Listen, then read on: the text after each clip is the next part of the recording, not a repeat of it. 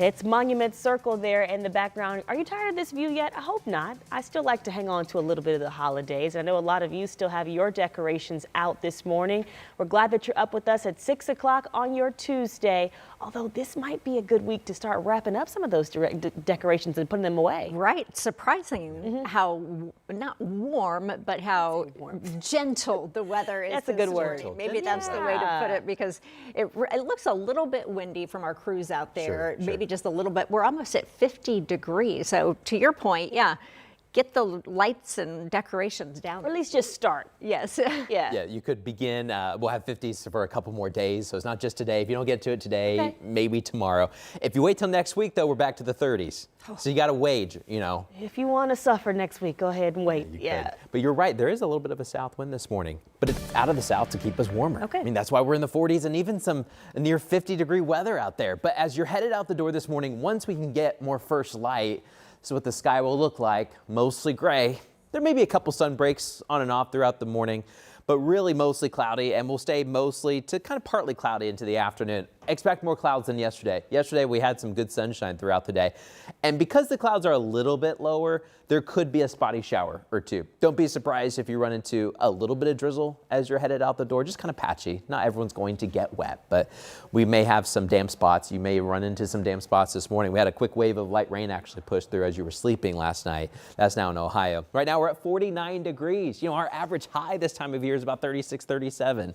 We're at 49. 49 in Muncie. It's 44 in Tipton. Good morning in Kokomo. It's 41. We're near 49 in Lafayette. It's 50 right now in Avon and Brownsburg. Not a bad start. Carmel Fishers, we're sitting at 46. 40 in Brookville Lake. We're a little cooler, but not bad. 47 in Seymour. Coming up, we're going to let you know when these clouds will break, when we'll get some sun, and eventually when another storm system may move in. But Lindsay, while it's nice, I guess get some work done, That's right. Yeah, and that's exactly what they're doing out here on the west side.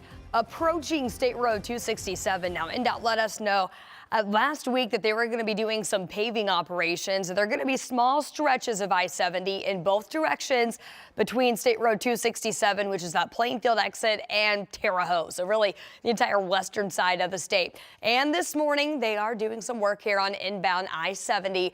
This is approaching State Road 267, I-70 eastbound. I did real quick wanted to show you the backup that has developed. This is your stop and go traffic past that Plainfield rest area. We are in the red that entire stretch, and right now that is causing an 18-minute delay on inbound I-70. Guys?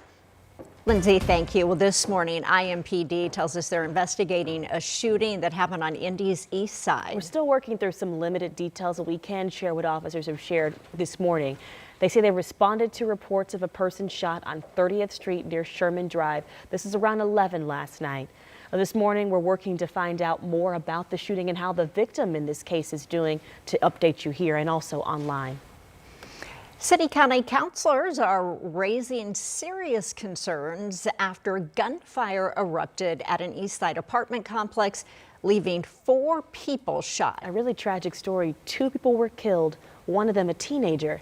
And now 2 counselors are talking about some potential new ownership at that complex that they hope will help. Marina Silva was on scene Saturday and even this morning. I know you're tracking the fallout at this complex. Good morning, Marina. Well, many of the people at that apartment complex told me they're upset over the state of where they live, from trash to crime to broken windows throughout the complex. They want more done, especially now with the 4 people shot on Saturday. Now, 17-year-old Christian Gonzalez and 20-year-old Brian Romero died at the scene. Metro Police say it happened just after 7 Saturday morning near the back of the complex. City County councilors Ron Gibson and Keith Graves tell us they met with the Indianapolis Housing Authority yesterday afternoon, and a new owner is looking to buy those apartments and make some improvements. Promises for additional patrol. We've got promises to make sure that some of those important maintenance that create a safe and healthy environment are going to be met. Those are some of the things that were important to us, and they're also, it was enlightening and encouraging to know that it was also important to IHA.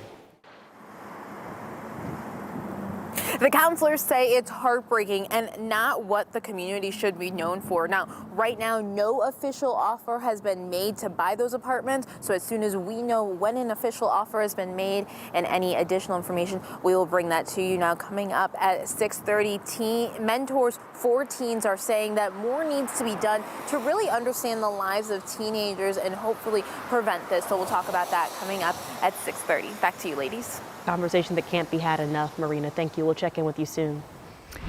Well, a new year bringing new leadership to the City County Council. As the former council president, Bob Ossolley, officially stepped down, allowing a new leader to take over. Take a listen. The green buttons have it. Councilor Lewis, congratulations. You're the new president. That is Maggie Lewis, just as she was elected to council president, not without pushback, though. Some critics say that she's not doing enough to support Indianapolis public schools. Lewis, however, is no stranger to this new rule. She previously served as council president from 2012 to 2017. She tells us now one of her priorities is to take some meetings out of the city-county building. We want to make sure that we take those meetings out to the community and allow them to share their concerns, their comments about how we're actually spending taxpayer dollars. Now, there are also questions about what's next for Councilman Ossolley, specifically if he plans to announce a run for Indianapolis mayor.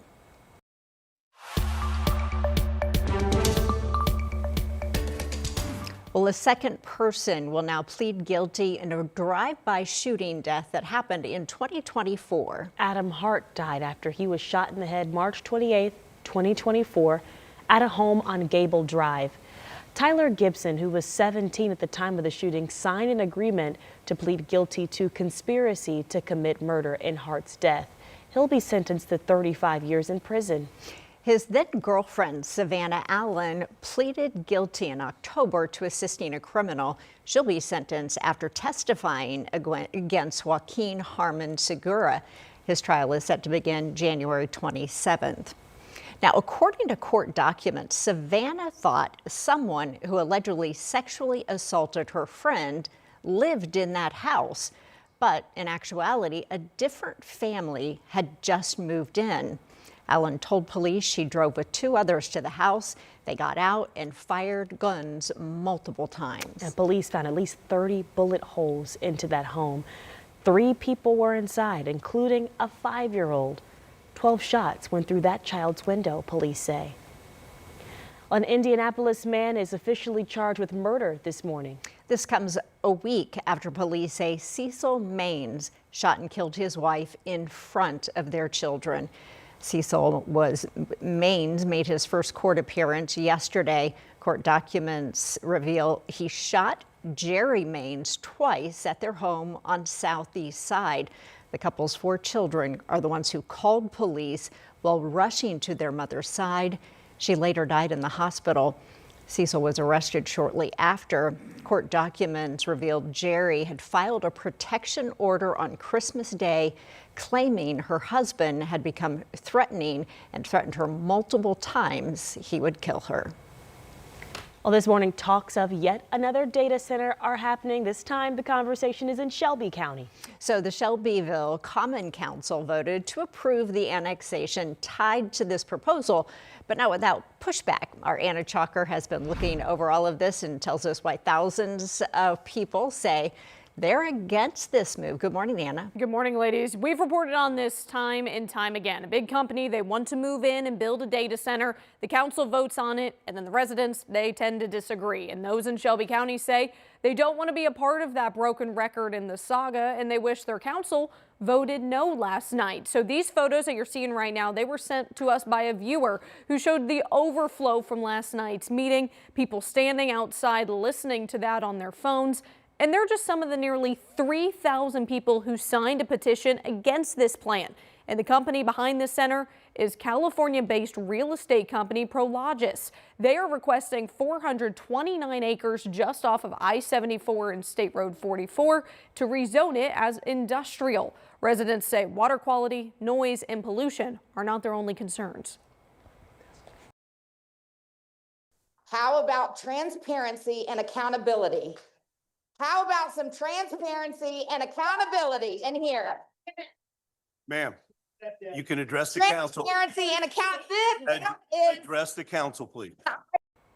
A lot of public comment just like that one. The council voted 5-1 in support of the rezoning request. It now heads to the Planning Commission on Wednesday. And despite all of that frustration and the yelling that you heard from residents, the company says, you know, we're still going to go for this. We still want to make sure this gets approved and goes into Shelbyville. So coming up, we'll kind of share why they are saying this area is the perfect location for them, even though they've already established themselves in the data center world. That's not surprising. Even in the past, when we've seen neighbors that speak up, the company still has plans and tries to move this forward. So we'll see how this plays out. Thank you, Anna.